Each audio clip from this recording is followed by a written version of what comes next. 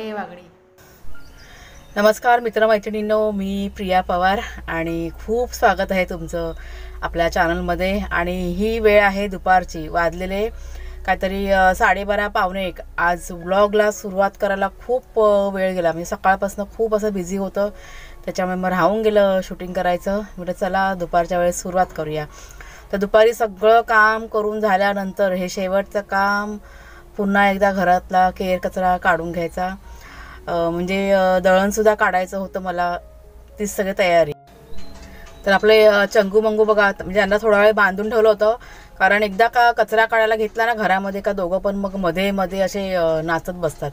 त्याच्यामुळे थोडा वेळ बांधून ठेवलं आणि मग त्या दोघांना दिलं जेवायला, कारण त्यांचा जेवणाचा टाईम झाला होता. कारण एकदा गहू साफ करायला बसली का म्हटलं 1 ते 2 तासानं जातात, आरामात जातात.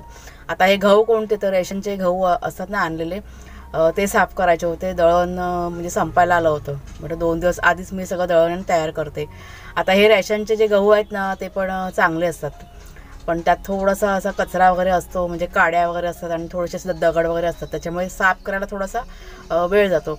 जेव्हा पण दळण काढायचं असतं ना दुपारच्या वेळेस, म्हणजे सगळं काम करून झालं का आरामात हे काम करायला घ्यायचं. जर का म्हणजे सगळं कामं ठेवून हे करायला घेतलं का बाकीची सगळी कामं अशी पडून राहतात. मग त्याच्यामुळे वेळ काढून हे काम मी करून घेतलं आणि लगेच दळण द्यायचं होतं, कारण बुधवारच्या दिवशी आमच्या इथे चक्की ना बंद असते आणि मंगळवार जर का तुम्ही दळायला दिलं दळण तर खूप अशी गर्दी असते. त्याच्यामुळे 2 दिवस आधीच दळणाची तयारी ना करावी लागते. आता मी ना विचार करते की रेडीमेड पीठ आहे ना घेऊन यायचं, पण हे गहू कसे रेशनचे मिळतात ना, ते पण म्हटलं असे वाया कशाला घालवायचे, त्याच्यामुळे म्हटलं ते पण ना दळून आणायचे आणि थोडंसं पीठ आहे ना ते आपण डीमार्टमधनं पण येतं ना रेडीमेड, ते पण म्हटलं घेऊन येऊया. आशीर्वादचं पीठ खूप छान असतं, कारण मी बऱ्याच वेळा आशीर्वाद पीठ आहे ना ते म्हणजे वापरून बघितलेलं आहे. त्याच्यामुळे विचार करते की ते पण जोडीला ना थोडंफार आपण घेऊन येऊया. तर गहू साफ करवते तेवढ्यात कुणालचे बाबा आले गाडीवरनं आणि तुम्हाला दिसतात ते झोपलेले बघा, दिसतात आता. तर भाग्याशिरी पण जेवून झाल्यानंतर त्यांच्या जोडीला जाऊन ना झोपले होते. म्हणजे आमचं पण जेवण वगैरे झालं, बाकीचं जे काही दुपारचं रुटीन असतं ना किचनचं ते मी सगळं करून घेतलं. आणि आता ही संध्याकाळची वेळ, म्हणजे 4:30 पावणे 5 झाले होते. कुणालच्या बाबांना जायचं असतं यावेळेस, म्हणजे 5:30च्या दरम्यान ते घरातून निघतात. मग किचनमध्ये पुन्हा आले आणि दुपारचं जे काही भांडी वगैरे घातून ते सगळे लावून घेतली, पूर्ण ओटायना पूर्ण म्हणजे क्लीन करून घेतला पुन्हा. आणि मग चहा ठेवला गॅसवरती. माझं सुद्धा ना एडिटिंगचं काम आहे ना बाकी होतं, म्हणजे अर्धं काम मी दुपारी करून घेतलं, पण अर्धं माझं एडिटिंगचं बाकी होतं, ते पण मला पूर्ण करायचं होतं. म्हणजे कामं आपण जरी दुसरं करत असलं ना तरी पण डोक्यामध्ये असे विचार आहे ना चालू असतात. आणि म्हणजे 1-2 तासाचं काम माझं होतं एडिटिंगचं. म्हणजे एडिटिंग पूर्ण झालं ना की असं वाटतं की सगळं काम झालं, नाहीतर मग असं वाटतं की सगळं बाकी आहे ह्या सगळ्या गोष्टी असतात. आणि इथे गॅसवरती चहा माझा ना उकळून झाला होता, म्हणजे त्यात मी दूध टाकलं. आणि हा आल्याचा चहा, म्हणजे कुणालच्या बाबांना आलं घालून चहा आहे ना तो रोज लागतो, म्हणजे त्या आल्याशिवाय ते चहा पितच नाही. तर ती एक गडबड चालू होती. आणि इथे माझी तयारी, म्हणजे संध्याकाळचं जे काही माझं रुटीन असतं ना, म्हणजे हातपायवर धुवून घेतले, केसावर विचारून घेतली. आता एक गोष्ट मला तुम्हाला सांगावीशी वाटते, गावाहून आल्यापासून ना म्हणजे दिवाबत्ती नाही मला करायला मिळत आहे देवाची. फक्त मला वाटतं मी एकच दिवस देवाची पूजा केली इथे आल्यानंतर, नंतर नाही. म्हणजे खूप असं मिस करते मी या सगळ्या गोष्टी, पण नाही माझ्या हातात ह्या गोष्टी नाही आहेत. कधी कधी असं खूप असं वाईट वाटतं ह्या गोष्टीचं. म्हणजे आपलं गावचं जे मंदिर आहे ना, देवघर आहे ना, त्याची मला खूप अशी आठवण येते. गावी असताना किती सुंदर अशी देवपूजा आपली व्हायची, म्हणजे घरची फुलं आणि देवपूजा करताना असा वेगळाच आनंद मला वाटायचा. म्हणजे खूप असं मनापासून आहे ना वाईट वाटते, म्हणून मी ही गोष्ट तुमच्याशी शेअर केली आज. कारण तुम्ही बघताय व्हिडिओमध्ये कधीच मी तुमच्याशी देवाची पूजा नाही शेअर केलेली आहे, तर त्यामागचं हे कारण आहे. आणि आता इथे मी घेतलेलं आहे रात्रीचं जेवण करायला. तर काजूचे गर होते फ्रीजमध्ये. आता हे ना गेल्या वर्षीचे काजूचे गर आहेत, गावाहून आणलेले आहेत. आणि ते सुकून बघा ठेवतो ना, चिकवाले आहेत. त्याच्यामुळे गरम पाणी करून मी ते एक 10 ते 15 मिनिटं ना भिजत घालून ठेवले होते आणि मग ते सोलायला घेतले. आता म्हटलं काय करावं त्याचं, म्हणजे विचार चालू होता. आणि ते मी समोर कुणालच्या बाबांना विचारत होती की भाजी करू का आमटीमध्ये टाकू, असं सगळं चालू होतं. तर शेवटी ठरलं की नाही आपण आमटी बनवूया. आणि मला की नाही मागे आपल्याला एका ताईंची कमेंट पण होती की मसूरची डाळ जे मी बनवते ना म्हणजे आमटी ती दाखवा म्हणून. तर चला आपल्याला कमेंट्स पण आलेले आणि आज मी बनवतेच आहे. तर ही रेसिपी मी झटपट आहे ना तुमच्याशी शेअर करते. तर काजूचे गर आहे ना सगळे मी सोलून घेतले आणि ते परत म्हणजे सोललेले गर आहेत ना ते सुद्धा पुन्हा ना पाण्यामध्ये टाकून ठेवले. कारण बघा ते सुकलेले असतात ना, म्हणजे जरा भिजत ठेवले ना की ते पटकन अशी शिजतात, नाहीतर मग असं खूप वेळ पण जातो आणि जर का चीक वगैरे काही राहून गेला असेल तर तो पण आहे ना निघून जातो. आणि सोलून झाल्यानंतर 2 ते 3 पाण्याने ना ते गर आहेत ना धुवून घ्यायचे. कारण थोडाफार जरी चिक राहिला तर आपल्याला म्हणजे खाताना आपल्याला त्रास होतो. ते अख्खे मसूर आहेत ना ते मी धुवून आहे ना एक 15 ते 20 मिनटं भिजत घालून ठेवले, म्हणजे पटकन मग ना शिजतात मग ते. तर आज काय मला तुमच्या समोर येऊन बोलायला नाही भेटलं, कारण शेजारी की नाही फर्निचरचं काम चालू आहे, त्याचे खूप असा आवाज होता. म्हणजे रात्री उशिरापर्यंत काम चालू असतं, त्याच्यामुळे नाही मग समोर येऊन बोलता येत. त्याच्यामुळे व्हॉइस ओव्हरच बेस्ट आहे. तर इथे माझ्या किचनमध्ये जेवणाचं काम चालू होतं, तर कुणालचे बाबा आणि भोप्या ह्या दोघांचं ना फ्रीजचं काम चालू होतं. फ्रीज बघा तुम्हाला मागे दाखवलं होतं की थोडंसं ते रबर आहे ना फ्रीजचा तो ढिल्ला झालेला, त्याच्यामुळे असं फिट्ट बसत पण नाही आणि पाणीसुद्धा लीक होतं आहे.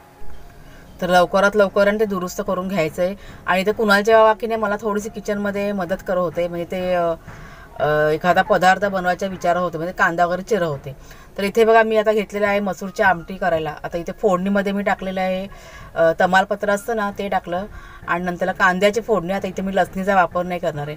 जर का आपण ही अख्खे मसूरची आमटी करतो ना त्यावेळेस म्हणजे एक तर तुम्ही लसणीची फोडणी द्या किंवा कांद्याची फोडणी द्या, म्हणजे दोन्ही पण तुम्ही टाकू नका. आता इतके वर्ष मी बनवते म्हणून म्हणजे मला असं एक टिप द्यावीशी वाटते. प्रत्येक म्हणजे लसणीची फोडणी दिली त्याची चव वेगळी असते, कांद्याची फोडणी दिलात ना त्याची चव वेगळी असते. पण मी तुम्हाला सजेस्ट करेन की तुम्ही कांद्याची फोडणी द्या. कांद्याच्या फोडणीमध्ये एकदम बेस्ट मसूरची आमटी बनते. तर इथे कांद्याची फोडणी म्हणजे त्यात मी नंतरला जिरं टाकलेलं आहे आणि म्हणजे राईचा इथे वापर नाही केला आहे. थोडंसं हिंग टाकलं आहे, नंतरला तिखट मसाला टाकलेला आहे, टोमॅटो, कोथिंबीर हे सगळं टाकायचं आणि व्यवस्थित असं सगळं मिक्स करून घ्यायचं.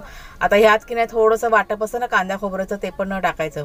जर का आपल्याकडे वाटप नसेल तर तुम्ही ओलं खोबरं असतं ना ते पण वरून टाकू शकता.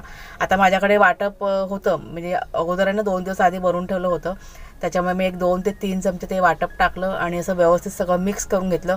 तेल सुटेपर्यंत चांगलं असं परतून घ्यायचं आणि नंतर टाकायचे काजूचे गर, ते पण सगळं चांगलं असं मिक्स करून घ्यायचं. नंतर टाकायची म्हणजे मसूर टाकायचे जे आपण भिजत घातले होते. आता ही रेसिपी डायरेक्ट कुकरमध्ये मी करणार होती, म्हणजे डायरेक्ट कुकरमध्येच ही रेसिपी करायची. पण काय झालं की कॅमेरा की नाही बरोबर सेट होत नव्हता, त्याच्यामुळे मी म्हटलं चला आपण टोपामध्ये फोडणी देऊया आणि नंतरला आपण कुकरमध्ये टाकू शकतो. तर कुकरमध्ये मी एकीकडे ना भात पण बनवायला ठेवला होता, त्यामुळे ही फोडणी होईपर्यंत आपला कुकर पण थंड होऊन जाईल. आणि इथे बघा आपली फोडणी करून झालेली आहे. त्यात मी गरजेप्रमाणे पाणी टाकलं, मीठ टाकलेलं आहे आणि थोडासा गरम मसाला.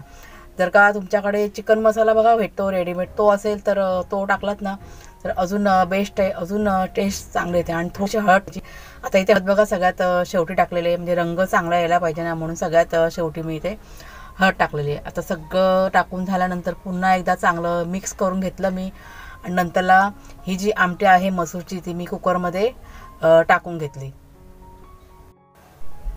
आता हा जो कुकर आहे ना गॅसवरती ठेवला की एक शिटी फास्ट गॅसवरती करून घ्यायची आणि बाकीच्या 4 ते 5 शिट्या आहेत ना त्या स्लो गॅसवरती करून घ्यायच्या. जर का फास्ट गॅसवरती करून घेतलं तर मसूर की ना आपले असे चांगलेसे शिजणार नाही, म्हणजे पूर्ण असे मॅश झाले पाहिजे मसूर असं शिजून घ्यायचं. त्याच्यामुळे स्लो गॅसवरती जर का 4-5 शिट्या केल्या की छान असे शिजतात मसूर आणि आपली जी आमटी आहे ना एकदम अशी घट्ट होते, म्हणजे पाणी एकीकडे आणि ते मसूर एकीकडे असं नाही होत, चांगलीशी मिक्स होऊन जाते. पाय खाली कर जरा, बसले बघ कसं हे दादाच्या बाजूला. आज दिवसभर दिसलेलं नाही ना, कावऱ्यावरच झाले तू कुणाल बरोबर. तुला दादा बोलतो गेला कुठे ना वाघ्या, आज खेळलेलं नाही अजिबात.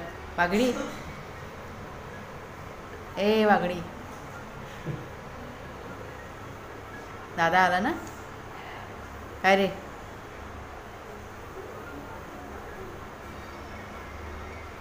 तो आज गेला कुठे आमचा पार्टनर, असं सगळं झालं होतं. हा झोपलाय. तर आजच्या व्हिडिओमध्ये तुम्ही नोटीस केला असेल की कुणाल बघा तुम्हाला दिसलाच नाही. तर कुणाल की नाही आज सकाळपासूनच बाहेर गेला होता, त्याच्यामुळे भाग्याने त्याला खूप मिस केलं कुणालला. म्हणजे संध्याकाळी जेव्हा कुणाल की नाही घरी आला ना त्यावेळेस काय करू आणि काय नको असं त्याचं झालं होतं. म्हणजे शेरूचं आणि त्याचं पण जमतं, पण जास्त करून भाग्या आहे ना तो कुणालच्या खूप जवळ आहे. दोघांची अशी घट्ट मैत्री असते ना, तसं त्याचं आहे. तर इथे आता रात्रीचं म्हणजे जेवण करायची तयारी चालू होते. म्हणजे भाग्या आणि शेरू यांना अगोदर जेवायला दिलं कुणालच्या बाबांनी, आणि मग आम्ही इथे जेवायला बसलो. आणि ही बघा, ही आपली मसूरची आमटी काजू घातलेली, खूप टेस्टी झाली होती, मस्त झाली होती. आणि डायरेक्ट कुकरमध्ये ना खूप छान बघा कसं घट्टपणा आलेलं आहे. म्हणजे खूप अशी पातळ असेल ना मग खायला पण बरी वाटत नाही. तर करून बघा. आणि हे जे काजू आहेत ना शिजलेले असतात ना, खायला इतके मस्त लागतात ना, म्हणजे अगदी जिभेवर ठेवले ना की पटकन असे विरघळून जातात. आता ओले काजू नसतील ना, तर घरामध्ये बघा आपल्या सुके काजू असतील, सुका मेवा बघा आपण आणून ठेवतो शिऱ्यामध्ये वगैरे घालायला, तर ते तुम्ही ना गरम पाण्यामध्ये भिजत घातलात ना, तर ते पण आपण टाकू शकतो आमटीमध्ये. तर इथे सगळ्यांचं बघा जेवण झालं. घरातलं जे काही रात्रीचं रुटीन होतं किचन क्लिनिंगचं वगैरे सगळं मी करून घेतलं. आणि सगळ्यात शेवटचं काम भाग्या आणि शेरू यांचा रात्रीचा राऊंड, म्हणजे त्यांना शी करायला सू करायला घेऊन जायचं. तर म्हणजे कुणाल आणि कुणालचे बाबाच जातात, पण ते आज म्हणाले की तू पण चल, आपण संघातीच जाऊया तिघजणं.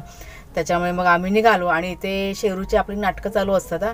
म्हणजे खाली जायचं म्हटलं का त्याला नकोसं वाटतं.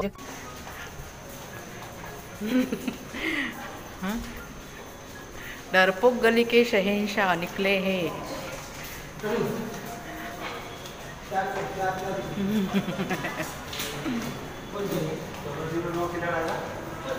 कौन सा? उधर उधर सामने. वाघ्या ना आपला आता बिंदास झालेला आहे, पण शेरू थोडासा घाबरतो कशाला, तर गाड्या बघा येतात ना, तर गाड्यांचे लाईट्स वगैरे असतात ना, त्यांना थोडासा घाबरतो शेरू आपला. पण होईल हळूहळू बघा, तो पण शिकेल. आणि हा शेरू नव्हता, आपला चिकू आला होता. आणि कुणाल की नाही दोघांना म्हणजे त्यांचं सगळं आटपलं. आणि मग कुणाल त्या दोघांना घेऊन घरी गेला. आम्ही एक 15 ते 20 मिनटं ते खाली थांबलो राऊंड मारायला. तर इथे रातराणीचं झाड होतं, त्याचा सुगंध म्हणजे असा सगळीकडे पसरला होता. तर तीच मी फुलं ना इथं शोधत होती. तर चला ताईनो, आजचा व्हिडिओ आता मी इथेच संपवते. कसा वाटला जरूर सांगा. रेसिपी आजची कशी वाटली ते पण जरूर सांगा कमेंट करून. आवडला असेल जरूर लाईक करा, शेअर करा. नवीन असाल तर सबस्क्राईब करा. बाय बाय सर्वांना.